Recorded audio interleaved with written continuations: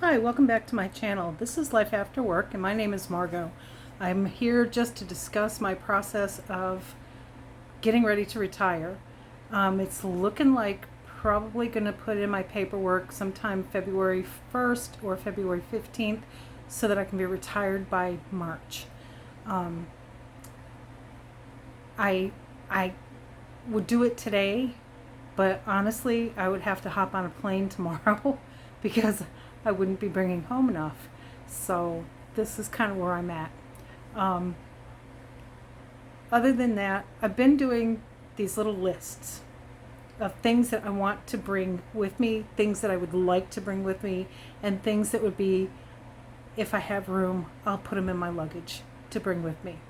So things I want to bring with me are things like enough Advil, Tylenol, Aleve to last 90 days. I know they have it all over there, but I don't want to have to make the mad dash to go try to buy some in case of an emergency when we first land. So I want to bring like a 90-day supply of each.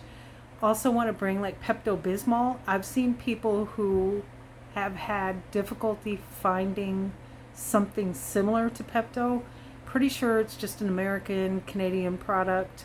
But in a pinch, bicarbonate of soda will work. So I plan to bring some Pepto with me. I thought about bringing the liquid, but you know what? I'm just going to go ahead and bring it in the pill form. And I'm going to stick, 3 or 4 bottles in the luggage so that, again, we have that in case of an emergency.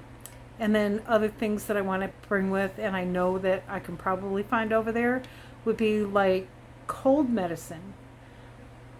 When we land, it's my son's first time in Europe. When I first landed in Europe, I got sick as a dog. So I want to be prepared, get him some cold syrup or get him some cold medicine, get him the Pepto and the pain relievers, things like that. So again, I know I can get all of that stuff over there. It's just a matter of, do I really want to make the mad dash trying to find all of that in a pinch? No. So I'm going to just go ahead and bring it with me. Other things that I was considering, tahine. If you've never used tahine, I'm sorry. I use it on everything. I make ramen noodles and I put like a teaspoon of tahine in it just to give it some kick. On watermelon, cut watermelon, sprinkle some tahine over that.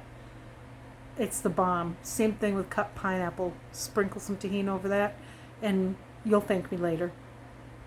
And I think that's strictly like a Mexican, South American product. So I'm pretty sure that's not something I can find in Albania. But if I can find the ingredients, I'll be golden.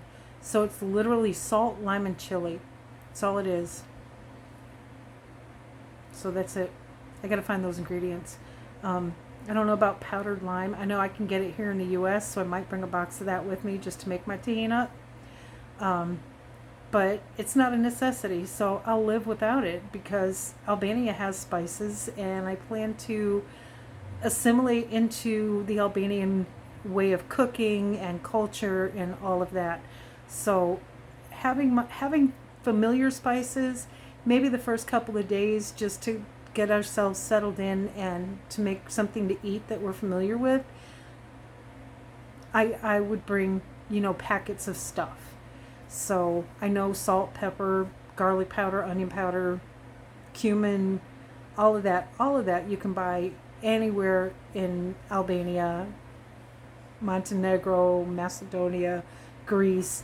So I'm not worried. But other things like, am I going to be able to find my nose spray?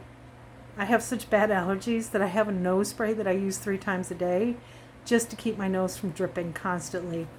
So am I going to have a hard time finding that? Probably. Am I going to die without it? Probably not. So I'll figure something else out. I'll buy lots of Kleenex while I'm over there.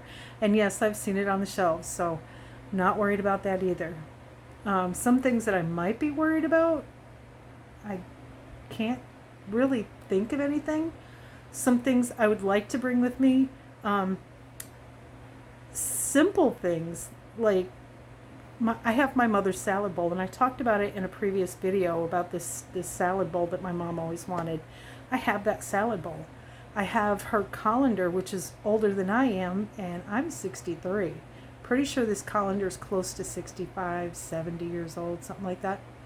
But it's still functional, and I've toted it around the United States with me, so I might as well tote it around the world with me.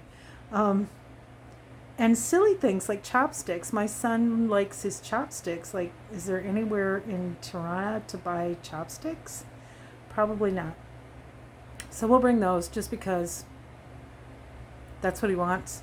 I'm pretty sure I can get ginger and soy sauce. I know I've seen soy sauce in somebody else's video when they were in, I think they were in Big Market, pretty sure, but they showed it in one of their videos, a whole shelf of soy sauce. So I'm not worried there either. Things that I kind of do worry about, like the dog food. Am I going to be able to find dog food that is grain free? My dog can have like lamb and rice.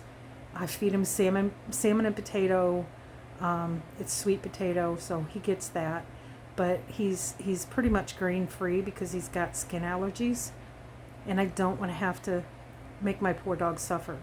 I have been looking at stocking up on his they're called brush and chews by Purina. The dog loves them. Those are his treats, and they're good for his teeth. So I'm going to stock up on several bags of those. But I have seen something similar. It wasn't brush and chews, but it was something similar in Megatech. And yes, I've been pre-shopping, and I have a shopping cart full of stuff for Megatech. So when I land over there, I can just hit buy and have them deliver it to me. And then the more I'm looking around, the more I'm finding these stores like, ooh, let me look over here. Let me see what this place has, and let me see what this place has. And my son is all worried because he wants teacups. And I had to show him the selection of teacups that he can get at Megatech because he didn't believe me. So I have one cup. It's as old as my son. It was my very first Mother's Day present. That thing has traveled literally around the world and back again with me. So yeah, it's coming with me again. And then my spinning wheel, I keep looking at it, and I'm going to take it down. I'm going to get a bunch of bubble wrap. I'm going to wrap it up tight and take it over to UPS and have them box it for me. I was going to try to box it myself, but I don't have all the nifty little box bending tools and cutting tools and everything that they have. So I'll bring it over to them and say, here, box this up and tape the heck out of it because it needs to be taped down. So I'm going to do that. I'm pretty much going to do the same thing with a giant bag of dog food. He has a container that I put his food in, so I plan to tape that shut, fill it up, tape it shut, put it in a box, put a bunch of packaging around it so it doesn't bounce around in there, and then that's going to come as excess baggage. So I'm looking at airline tickets, excess baggage fees are going to be roughly $500-$600. And that's with upgrading to business class, where you get some of that luggage for free. So I'm trying to keep it down. I might just tell myself that I can't afford all those baggage, so I'm going to bring myself down to one suitcase. But my son has two. We will have a carry-on full of Roosevelt stuff, which is going to be like his collars, his leashes. I'm going to put the heavy-duty leash with him with the crate, and his heavy-duty collar with him with the crate. And then everything else is going to be put in his carry-on luggage. His food bowls. He has a raised food bowl holder to keep the food bowls up off the floor. It's made out of metal, so that can go right in there. And his toys. He loves his alligators. He's got two alligators. He's got a Baltimore rat. He's got two reindeer, and he's got a chicken that we'll pack in luggage. Everything else he takes the stuffing out of, beats it up, and then doesn't play with it ever again. Once he gets the squeaky out, he's done. So these are the toys that have survived him. Why? I don't know. They all squeak at some point. so he's not taking any one of them apart. And those alligators, those are his babies. Don't touch his alligators. Those are his babies. So that's where we're at with him. Plus, I have his harness, and I use it to when we're out walking and I have to get him back in the car. He has difficulty getting up into the car, so I grab the back end of it and I hoist him up. So we have that harness, and I'm debating on whether do I really need to bring it or not, because it's not like we're going to have to throw him into a car other than maybe vet visits, and my son can grab the back legs and throw him up in. So I may just leave the harness here. We are going through things slowly but surely. I did start packing away stuff that I don't intend to use over the next 6 months. Things like I have brand new packs of socks. I wear compression socks, no secret. And I have brand new ones that I refuse to open because I have several in my drawer that are brand new that I've been wearing. So I'm going to keep wearing those. Those are already packed. The ones that are still in the wrapping still are already packed. A couple of skirts that I never got to wear because, I don't know, for whatever reason, I never got to wear them. So those are packed away, brand new skirts. And then I will slowly, because I think we're arriving in April. I think that once the warm weather here subsides and I can dig out more winter clothes, I'm just going to pack the summer clothes away in the luggage. And that way it'll be ready to go. And the winter clothes, if I have room for any of them, yeah, I'll stick them in there and we'll keep it moving. Other than that, that's where I'm at. And it's been a slow process, but we're getting down to the last 6 months, so it's going to start speeding up. My tool shed's almost cleaned out, and then we start on the basement. We're going to clean that out.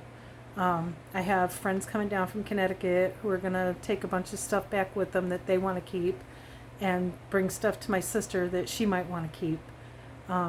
And the same with my brother. They might, he might want to keep his Navy photograph. I don't know. So, and we were plotting and planning a plan B. And my plan B has always been, I don't like Albania, I'll hop into Macedonia. What the heck? Or I'll hop into Montenegro and go for it. But realistically, plan B is probably Paraguay. It's just as cheap to live there, just as easy to get residency there, and it's 1 hour ahead of the Eastern time zone. So it's currently like 7:30 here.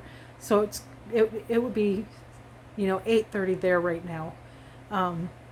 So 1 hour ahead of us, kind of like Nova Scotia time zone, right in that neighborhood. So we were looking at Paraguay, looking at it real hard. My son would like to go fishing in Paraguay. Tells me that he can go fishing for piranha. I don't know how I feel about that because my dog likes the water. But I don't know how I feel about piranha because the only thing I know about piranha is they eat people and they eat animals. So I'm not crazy about that. But yeah, Paraguay, if I have to dip out tomorrow, that's where we're going. That's our plan B. Tough country to get into, tough country to get out of as far as flights. But once you're there, you settle in and you enjoy life. And that's what we plan to do in Albania. Once we get there, we plan to settle in and enjoy life. Would I like to travel? Yeah. I want to go see Greece. I've never been to Greece. I would love to go see Greece. I'd love to go to Rome. Never been there. I want to go back to Germany just to do the Christkindlmarkt. Because it's getting to be that time of the year and I get homesick every Christmas for Germany. So I would like to do that. But is it necessary? No, not at all. I got a dog to worry about. This guy is not friendly. He would not do well with a babysitter. So my son and I would have to, Sam could go on one trip and be gone for a couple of weeks and then come back. And then I could go do that. So one of us always has to stay with the dog. I love my dog, but he's kind of a jerk sometimes. And I wish he was nicer. I wish it's not that he's not nice, he's terrified of everything. And I wish he wasn't. because he would be an awesome guy to take everywhere. But he's terrified of other dogs. He's terrified of strangers. And I don't know why. I've never been able to figure that out. I know why he's terrified of dogs. And it has a lot to do with a little Yorkie who once tried to draw blood. And he's been terrified of dogs ever since.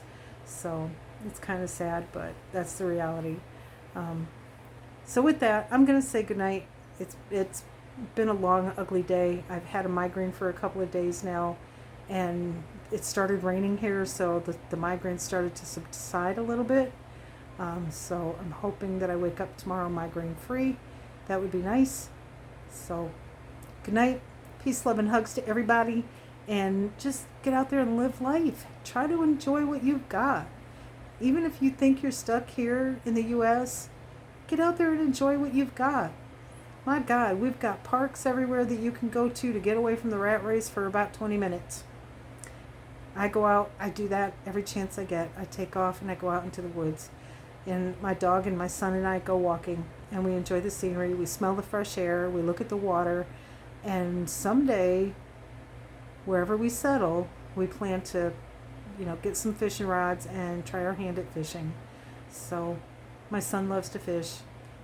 He's going to have to help Mom because I won't put a worm on my hook. Can't do it. Yeah, I'm terrified of worms. Now you know my secret. Have a good night, everyone.